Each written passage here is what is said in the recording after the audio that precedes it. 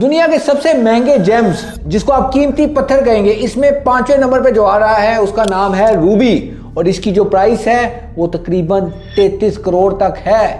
अब आप कहोगे रूबी तो हमें सस्ते में मिल जाता है, क्वालिटी की बात होती है, जो टॉप क्वालिटी की बात है उसकी बात हो रही है यहाँ पे।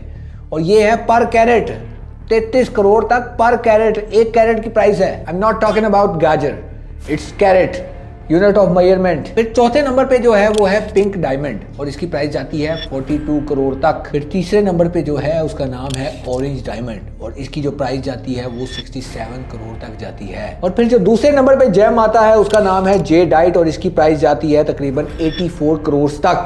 और पहले नंबर पे जो है उसका नाम है ब्लू डायमंड और इसकी प्राइस जाती है 109 करोड़ तक। और इससे भी ऊपर उसका नाम है कोहेनूर और इसको प्राइसलेस कहते हैं और कहते हैं कि अगर इसकी प्राइस लगी भी ना तो 168 करोड़ तक लगेगी। तो आप मुझे बताएंगे कि क्या आप अपनी गर्लफ्रेंड के लिए इतना महंगा जेम परचेज करेंगे? कमेंट्स में बताइएगा। कल मिलते हैं अगली वीडियो में।